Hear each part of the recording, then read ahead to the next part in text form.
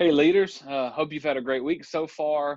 This is your weekly update. Got some really important things for you to know this week, so please listen in close. And if you have questions, let me know. But first, to know this coming Sunday is Bud Day Sunday. You should already know about that. We talked about this past Sunday, but it's just a day for our students to invite friends who maybe don't go to church or haven't been to church in a while. And so, what I'm gonna need from you guys is in your rooms or in Weber with you. I'm gonna have these rosters. So this is your roster, and it says right here times present and times absent. Obviously, if they have been present twice up until this point, that means they've been there both weeks. Or if they've been present once, they mean they've been there at least 1 week. If times present is 0, that means they haven't joined us for life group this year. And if their name's not on the sheet, that also means they're a guest and they haven't joined us as well. And so I need you as a student comes, this is their first time with us in these first 3 weeks, just to put a check mark by their name and then to also put a check mark by the student who brought them, because we're doing an AirPod giveaway. And so if they're a new student or if one of our students who have been here has brought them, they both get entered into win a pair of AirPods. And so Emma will come by shortly after life groups begin, collect these sheets, we'll put the names in, and we'll draw out a winner. And so make sure you do that. You ruin your students' chances to win AirPods if you don't take good track of that. And so make sure we're ready to mark them on those rolls. You're going to still mark them in on your phone. These sheets will just help us know who has been there, who hasn't been there, and who needs to go into the drawing. Also, if they're new, it's the first time, make sure they fill out an info sheet for us as well. Something else that's new this week that I'm excited about is we're able to begin a few more of those normal things than before. And I said flexibility is key. And so we're going to have a little bit of a new flow. Middle school this week will be in classrooms, high school in Weber. For middle school, since you're in our classrooms, our game room will actually be open prior to class starting. So prior to 9 o'clock, they're able to play ping pong and video games and checkers, air hockey, those kind of things. That is just for our middle school. High school, they still go straight to Weber.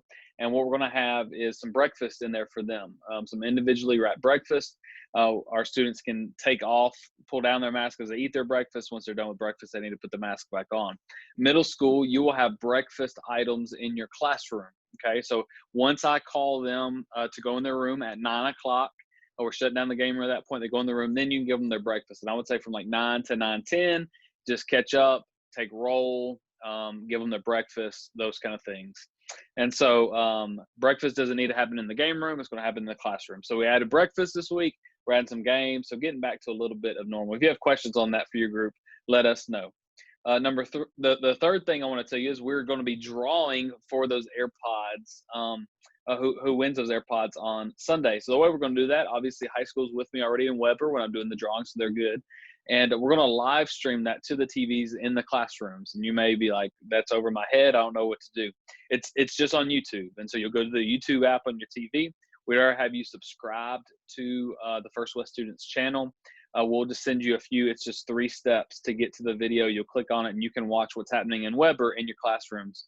And if one of your students' names is announced for the AirPods, they can just come to Weber and get those AirPods. The last announcement I need to tell you, I know it's a lot, but it's a lot of exciting things happening. The last thing I need to tell you is this coming Wednesday is our girls' tie-dye night. It's at 6 o'clock here at the church.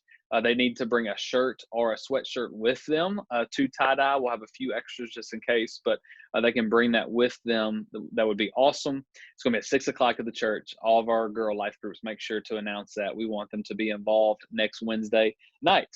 So that's our announcements. Like I said, if you have questions, let me know.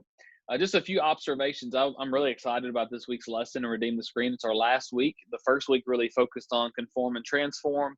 Second week on idols. The reason I like this week is it's really talking about how to redeem the screen. What are the good qualities and how can we use it to honor God with the screen? So your guide does give you a suggested opening activity. You're welcome to do that. I didn't love it, so I came up with a different one.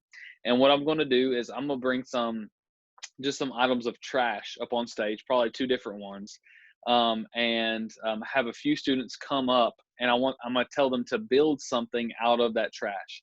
And whoever builds the nicest thing is going to win. And the whole point of it is you are redeeming the trash. I want to give them a practical example of what it means to redeem something to lead right into our lesson. So that's the opening illustration that I'm going to do.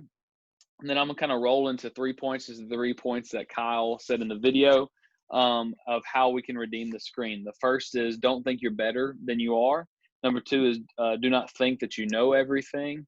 And three is don't respond to harsh people by being harsh. I'm gonna focus in on those three things and really dive into how can we use those to redeem our screens. I would encourage you to use some real examples of honesty you've seen on social media. An example I'm going to use for my personal life is um, the pictures you see of Hazel on social media are usually pretty pictures of her, and it looks awesome to have a baby, and it is awesome to have a baby, and she just looks like the most adorable little thing. But me and Katie know, living with her, she screams a lot of nights. She's super fussy. She doesn't want to be put down. That's not always easy to have a baby, and so on social media, our family life may look one way, and in honesty and reality, it could look a different way. So bring out some of those real life examples from your own life to share with them, whether it's honest or not always the honest picture of what it looks like. And the last thing I want to say is talk about how can you help each other as a group create a God honoring community on social media? What are some steps you can take together to really redeem the screen and make it a place that honors God? It's going to be a great week. I know there's some new logistics, but if you have questions, please let me know. Hope you guys have a great weekend. See you on Sunday.